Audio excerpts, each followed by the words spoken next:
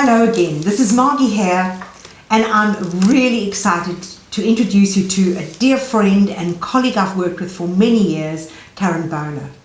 Now, she doesn't describe herself as anything. She does amazing work, but she'll have to tell you about that because it's evolved over the years in a very special way.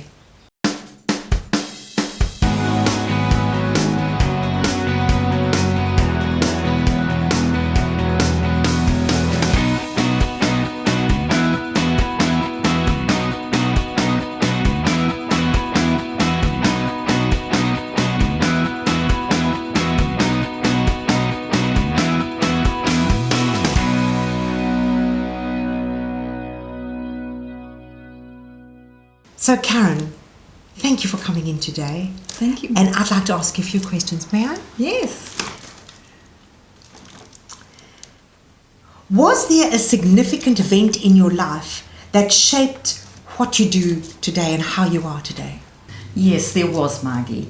In May 2008, I was diagnosed with alopecia, which is an autoimmune disease, and it involves major hair loss. And what started out as a bald patch about the size of a 20-cent piece went right across the back of my hair, and I was absolutely devastated.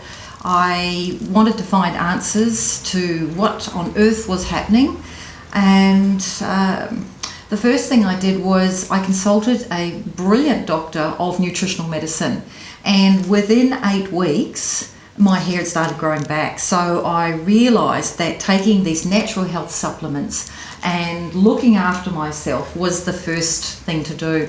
But I believe that we heal on many levels, and the next area that I investigated was looking at emotional blockages. I had been really pushing myself very hard, and I was in an industry where the harder I worked, the more I got paid. So, that's kind of addictive.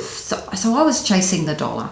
And what I found was there were things underlying that I discovered in working with expert help that I could find answers. And lastly, I went to consult a spiritual healer, the world famous and renowned John of God in Brazil. I spent 3 weeks there doing spiritual healing, and that really made a difference to me. What did you think about when you were going through such a massive change? Well, losing your hair, especially for a woman, when our hair is often referred to as our crowning glory, was absolutely devastating for me. And I could see myself in months to come, maybe years to come, of losing all my hair.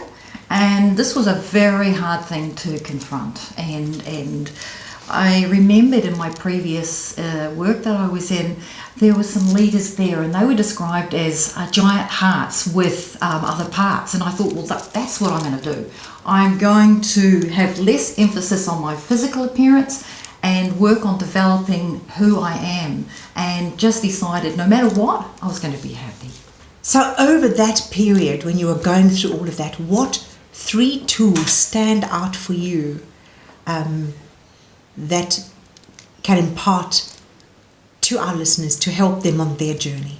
Well, the first thing I had to look at was balanced lifestyle. It was really out of whack. So fresh air, fresh water, fresh food, and getting back into balance was the most important. The next thing I would say was meditation.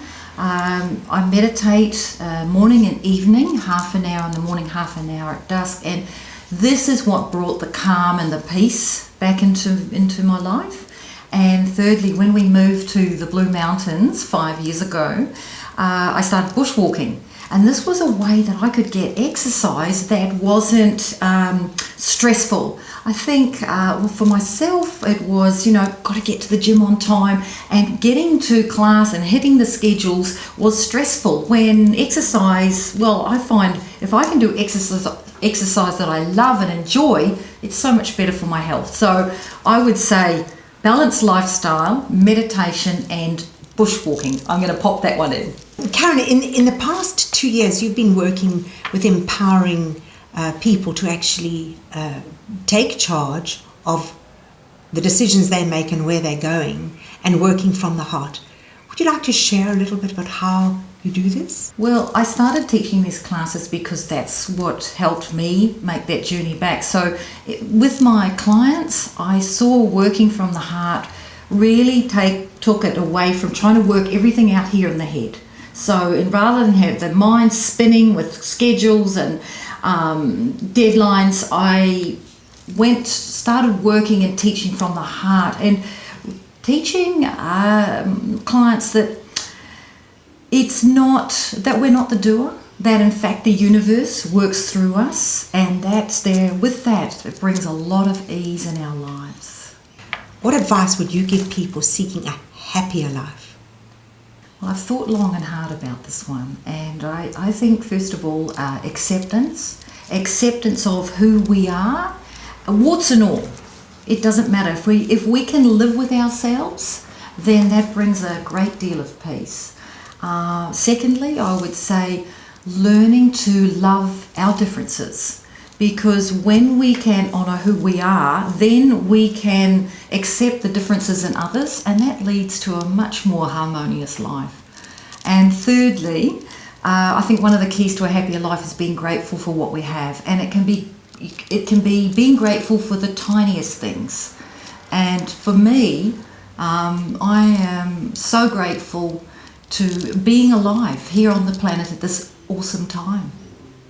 Karen, that was great. Thank you so much for sharing such deep, moving moments of your life with us.